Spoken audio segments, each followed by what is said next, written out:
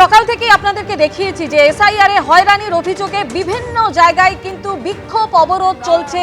BDO অফিসে দীর্ঘক্ষণ লাইনে দাঁড়িয়ে রয়েছেন বহু ভোটার এবং কেউ কেউ অসুস্থ হয়ে পড়ছেন। এই মুহূর্তে দুর্গাপুর মহকুমা শাসকের দপ্তরের সামনে ছবি দেখাচ্ছি যেখানে বিক্ষোভ চলছে। দুর্নীতি মানছি না, মানবো না। এসআইআর এর দুর্নীতি মানছি না, মানবো না। বিস্তারিত জানবো, আমাদের প্রতিনিধি মনোজ বন্দ্যোপাধ্যায় আমাদের সামনে রয়েছেন। মনোজ, কি কারণে এই বিক্ষোভ, কি অভিযোগ করা হচ্ছে? দেখো, এই এসআইআর এর মাধ্যমে ন্যায্য যারা ভোটার, বৈধ ভোটার, তাদেরকে বাদ দেওয়া হচ্ছে এবং মানুষের হ্যারাসমেন্ট, এটাই হচ্ছে দাবি।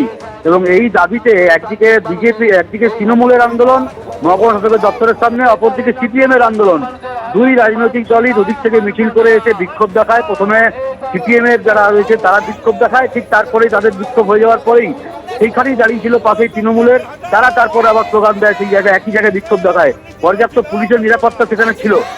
পাশাপাশি এই যে দুপক্ষের যে অভিযোগ, একই কিন্তু অভিযোগ যে মানুষের হয়রানি এবং বৈধ ভোটারদের বাদ দেওয়া হচ্ছে এবং এটা বিজেপির মদতে নির্বাচন কমিশন করছে।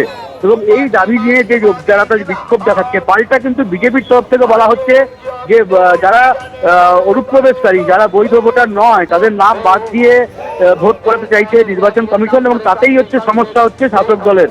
এটা কিন্তু পাল্টা বিজেপির দাবি এবং এই দাবিতেই দুপক্ষে পরপর বিক্ষোভ দেখায় দুর্গাপুরের মহকুমা শাসকের দপ্তরের সামনে। কিছুক্ষণ আগেই সেই বিক্ষোভ শেষ হয়।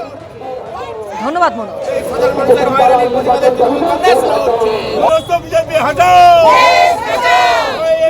দুর্নীতি মানছি না, মানবো না। এসআইআর এর দুর্নীতি মানছি না, মানবো না। আন্দোলনে আমরা সকাল সত্যি হবো। পার্টি মার্ক্সবাদী জিন্দাবাদ। আজকের অফিসের অভিযানে দলে দলে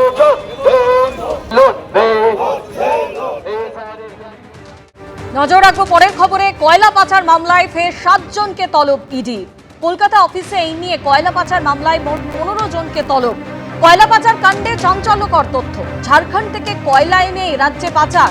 আরো বিস্তারিত জানতে আমাদের প্রতিনিধি সরাসরি প্রকাশ সিনহা আমাদের সঙ্গে রয়েছেন।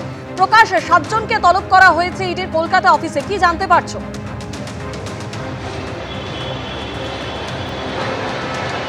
না দেখো, ইডি সূত্রের খবর আরও 7 জনকে তলব করা হয়েছে। তুমি জানো এর আগে 8 জনকে তলব করা হয়েছিল এবং ইডি সূত্রের খবর কয়লা পাচারের যে কলকাতার মামলা, সেই মামলায় আরও 7 জনকে তলব করা হয়েছে, মোট 15 জন। এবং যেটা ইডি তরফে দাবি করা হচ্ছে যে এতদিন ধরে একাধিক ব্যক্তিদের জিজ্ঞাসাবাদ করা হয়েছে, ইতিমধ্যেই এই 15 জনের মধ্যে 9 জনকে জিজ্ঞাসাবাদ করা হয়েছে। এবং যেটা ইডি সূত্রের খবর যে এই 9 জনকে জিজ্ঞাসাবাদ করে একাধিক চাঞ্চল্যকর তথ্য সামনে আসছে। যেমন যেটা ইডির তরফে দাবি করা হচ্ছে যে তারা যেটা জানতে পেরেছে তদন্ত করতে গিয়ে, যে ঝাড়খণ্ড থেকে কয়লা এই রাজ্যে নিয়ে আসা হতো, পাচার করা হতো।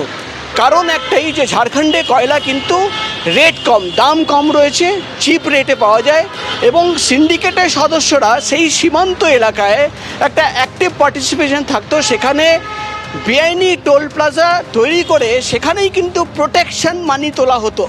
এবং যেটা ইডি তরফে দাবি করা হচ্ছে যে বিপুল পরিমাণের কয়লা ঝাড়খণ্ড থেকে কলকাতা, আসানসোল, বর্ধমান হয়ে কলকাতা, মুর্শিদাবাদ এবং বিভিন্ন জেলায় পৌঁছে যেত পশ্চিমবঙ্গের।